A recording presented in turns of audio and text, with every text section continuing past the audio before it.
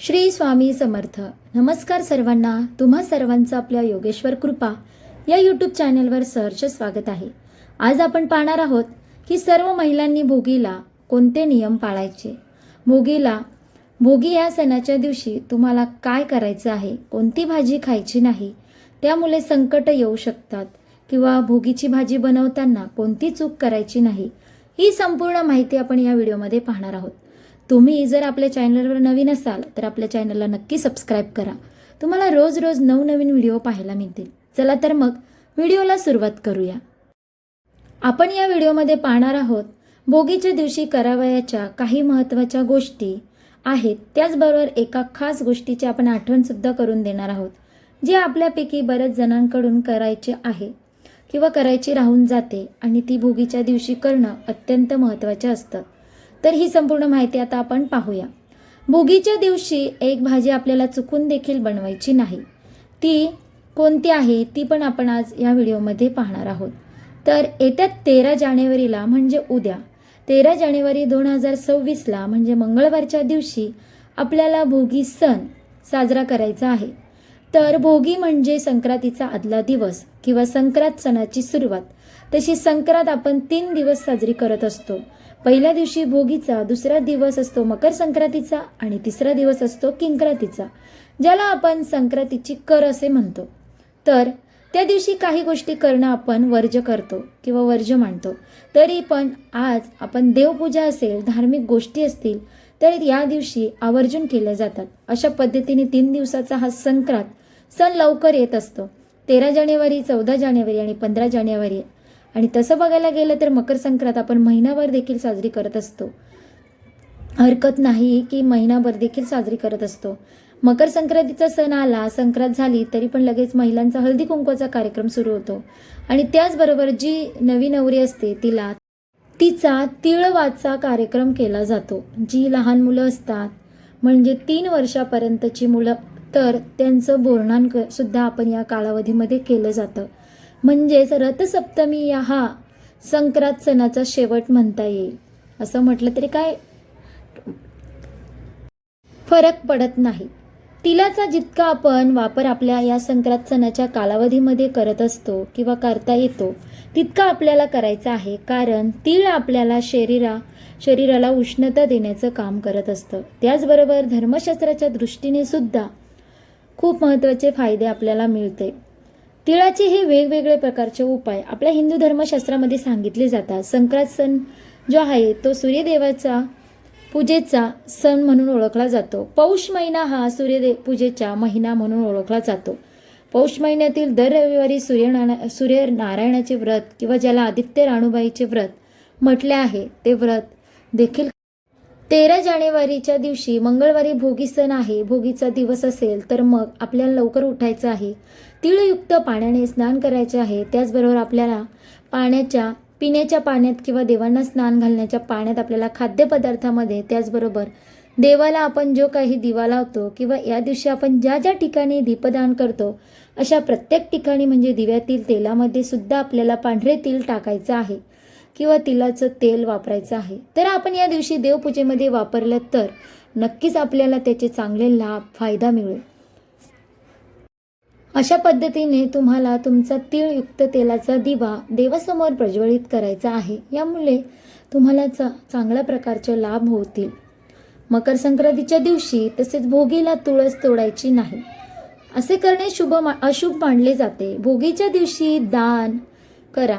यामुळे भगवान सूर्यनारायणाची वर्षभर विशेष कृपा तुमच्यावर होईल. भोगी म्हणजे काय? भोगीचा दुसरा सुद्धा असा अर्थ आहे की भोगी म्हणजे भोग. आपल्या देवाला जेवणापूर्वी नैवेद्य देतो त्याला आपण भोग असे म्हणतो. तसेच भोग देणे म्हणजे काय तर या दिवशी आपण देवाला किंवा आपल्या प्रियजनांना म्हणजे सुवासिनीला विशिष्ट असे पदार्थ जेवायला बोलून त्यांना जेवू घालतो किंवा शक्य नसल्यास ते पदार्थ घरी देखील देतो. त्यालाच भोगी असे म्हणतात. आता भोगीच्या दिवशी आपण जी काही भाजी करतो त्यामध्ये बऱ्याच प्रकारच्या भाज्या आपल्याला मिक्स केल्या जातात. जसे की वांगी, बटाटा, बोरं, शेंगदाणे, घेवडा, गाजर, वाटाणा, हरभरा. जसं भाग बदलला तसे भाज्यामध्ये बदल होत असतो. भाजीला आपण लेकुरवाडी भाजी किंवा खेंगट किंवा शेंगसोला अशी नावाने ओळखली जाते. ती भाजी यासाठी खाल्ली जाते की येणारा जो काही उन्हाळा आहे तो आपल्याला बाधत नाही. मग जो ही भोगीची भाजी खातो तर त्याला कोणत्याही प्रकारचे आजार जडत नाही. मग वर्षभरात आपण बऱ्याच वेळा आजारी पडत असतो. वेगवेगळ्या कारणामुळे तर ते आजारी पडण्याचं प्रमाणसुद्धा कमी होतं.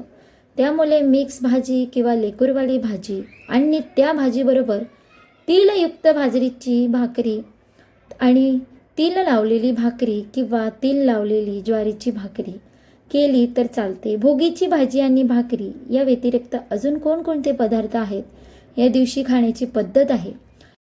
लोणी, पापड, वांग्याचं भरीत, शेंगदाण्याची चटणी, तिळाची चटणी, तांदळाची खिचडी, मूग डाळ केली जाते आणि ती सुद्धा खाल्ली जाते. जे काही तुम्ही बनवता ते तुम्हाला खायचं आहे, पण तीळ असले तर उत्तमच. उपवास सोडायला तुम्ही सूर्यास्ताच्या आतच जेवण करून घ्या किंवा खाऊन घ्या, पण ही भाजी खायला मात्र अजिबात विसरायचं नाही. तुम्ही या दिवशी जर करणार असाल तर मग तुमच्याकडे भोगीची भाजी वगैरे काही सकाळी तुम्ही केलीच असेल तर मग संध्याकाळी का होईना उपवास सोडताना तुम्हाला ही भाजी भाकरी खाऊन उपवास सोडायचा आहे. या दिवशी पितरांना आठवण करून पितरांच्या नावानं दान करण्याचा सुद्धा विशेष असं महत्त्व आहे. तुमच्या जीवनात पितृदोष असेल तर पितरांना प्रसन्न करण्यासाठी भोगीचा दिवस अत्यंत योग्य आणि या दिवशी तुम्ही गायत्री मंत्रांचा जप करायचा आहे. तुम्हाला गायत्री मंत्र माहीतच असेल, ओम भूर्भुवस्वः. तर पितरांना नैवेद्य अर्पण करण्यासाठी तुम्हाला पवित्र नदीच्या ठिकाणी जायचं आहे. मग तीर्थाच्या ठिकाणी जाणं शक्य नसेल तर तुम्ही घरच्या घरी तांब्याच्या भांड्यात पाणी घेऊन त्यामध्ये काळे तीळ हे मिक्स करून दक्षिणेकडे तोंड करून तुम्ही पितृदेव भव असे 11 वेळा म्हणत दक्षिण दिशेला तोंड करून पितराच्या नावाने अर्घ्य द्यायचा आहे. याला आपण तर्पण असे म्हणत असतो. महिलांना जर पितरांच्या नावाने काही करायचं असेल तर तांब्याच्या भांड्यामध्ये पाणी घ्यायचं आणि त्यामध्ये काळे तीळ मिक्स करायचे आहे. आपल्या ओंजळीने ते पाणी तुळशीच्या मुळाशी टाकायचं आहे. हे कार्य आपण पितरांसाठी भोगीच्या दिवशी नक्की करायचं आहे. त्यामुळे भोगी मकर संक्रांत असेल तर हे काही सण आहेत ते आनंद उपभोगण्याचे आहेत. म्हणजे या दिवसामध्ये आपण आनंद लुटू शकतो. आपला आनंद हा दुप्पट होऊ शकतो. एकमेकांना तिलगून द्यायचा आहे, गोड गोड बोलायचं आहे, भांडायचं नाही. सुंदर सण आहे, त्याचा आनंद घ्यायचा आहे. प्रत्येकाच्या घरी गोडधोड बनवा आणि वेगवेगळ्या प्रकारे अन्नपदार्थ बनवा. या सणाच्या निमित्ताने तुम्हाला हे सांगते की या सणावाराच्या कालावधीमध्ये तुम्ही अन्न वाया घालू देऊ नका. कोणत्याही गोष्टी करा पण अन्नाचा अपव्यय करू नका. तुम्हाला या सणावाराच्या निमित्ताने जेवढे अन्नपदार्थ लागतात तेवढेच बनवा. खूप जास्तीचं अन्न बनवू नका. तसेच मग तुम्हाला काही दान करायचं असेल किंवा कुणाबरोबर तरी वाटून खायचं असेल तर त्या अन्नाचा व्यवस्थित उपयोग होईल. कारण भोगीच्या दिवशी किंवा मकर संक्रांतीच्या दिवशी आपण जे काही पूजा करत असतो त्यामध्ये अन्नपदार्थाचा समावेश होत असतो. हळदी कुंकू कार्यक्रम आपण त्यामध्ये सुद्धा अन्नपदार्थाचा वापर करत असतो आणि त्यामुळे अन्न आपल्याला अजिबात वाया घालवायचा नाही. या दिवशी तुम्हाला घरामध्ये भांडणं, तंटा, वादविवाद करायचा नाही. घरात माता लक्ष्मीचा वास राहत नाही आणि आयुष्यभर कटकटी राहतात. भोगी का साजरी करतात तर या दिवशी इंद्राची पूजा केली जाते. कारण इंद्रदेवाने पृथ्वीवर उदंड खूप सारे पीक मिळावे म्हणून प्रार्थना केली होती अशी आख्यायिका आहे. त्यामुळे यावर्षी शेतामध्ये खूप सारे पीक पिकवले जातात. असे पीक वर्षानुवर्ष यावे भोगीच्या दिवशी हीच प्रार्थना शेतकरी इंद्रदेवाला प्रार्थना करतात. तर भोगीच्या दिवशी सर्व भाज्यांचे मिश्रण आपण खात असतो, पण कडू कारले किंवा कांदा लसूण यांचा वापर या दिवशी आवर्जून टाळावा. कांदा आणि लसूण हे तामसिक पदार्थ आहेत. या 2 भाज्या राहू केतू यांचं प्रतीक मानलं जातं. या भोगीच्या दिवशी आपल्याला चुकूनही कांदा आणि लसूण याचा वापर करायचा नाही. तर आपल्या घरात हे अजिबात करायचं नाही. कडू कारले मकर संक्रांतीचा सण या नात्यातील गोडवा निर्माण करण्यासाठी साजरा केला जातो, म्हणून कारल्याची भाजी देखील खायचा नाही. नात्यात कडवटपणा येत असते. आपल्याला या दिवशी कारल्याची भाजी आपल्या घरात अजिबात बनवायची नाही. कारण धार्मिक ग्रंथानुसार या दिवशी आपल्याला मुळा, लसूण, कांदा या दिवशी कटाक्षाने आवर्जून टाळायचं आहे. भोगीची भाजी, बाजरीची भाकरी बनवायला महत्त्व आहे. तेवढेच महत्त्व या दिवशी घरामध्ये खिचडी सुद्धा बनवली जाते.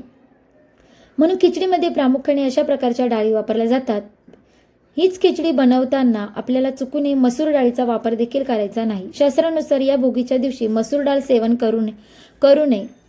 या भाज्यांचे सेवन केलं तर संपूर्ण वर्षभर तुम्हाला भोग भोगावे लागतील. घरात सुख आणि दारिद्र्य दुःख भोगावे लागेल. तर या नियमांचे पालन तुम्हाला करायचं आहे. सात्विकता तामसी पदार्थ या दिवशी सेवन केले तर आपल्या घरातील लक्ष्मी बरकत ही निघून जाते. म्हणून तुम्हाला तुमच्या घरात 108 वेळा ओम नमो भगवते वासुदेवाय नमः या मंत्राचा जप देखील करायचा आहे. काही राज्यामध्ये आपण पाहतो की लहान होळी पेटून यामध्ये वस्तूची आहुतीही दिली जाते. तिलामध्ये उष्णता बाजरी असल्याने या दिवशी बाजरी आणि तिलांमध्ये उष्णता असल्याने या दिवशी तीळ लावलेल्या बाजरीची भाकरी आणि भोगीची भाजी खाण्याची पद्धत आहे. शेतकऱ्यांसाठी हा सण अत्यंत महत्त्वाचा आहे. बरेच व्यक्ती साजरा देखील करतात. तर आपण या व्हिडिओमध्ये पाहिलं की भोगी हा सण कधी येतो, तर 13 जानेवारी म्हणजेच उद्या हा सण आहे. तर भोगीच्या दिवशी कोणते नियम पाळावे, महिलांनी कोणते नियम पाळावे, भोगीच्या दिवशी कोणती भाजी बनवावी, कोणती भाजी खाऊ नये, ही संपूर्ण माहिती आपण या व्हिडिओमध्ये पाहिली. तुम्हाला जर ही व्हिडिओ आवडली असेल तर व्हिडिओला लाईक करा, शेअर करा आणि आपल्या योगेश्वर कृपा या यूट्यूब चॅनलला नक्की सबस्क्राईब करा. भेटू एका पुढच्या नवीन व्हिडिओमध्ये. धन्यवाद. श्री स्वामी समर्थ. जय जय स्वामी समर्थ.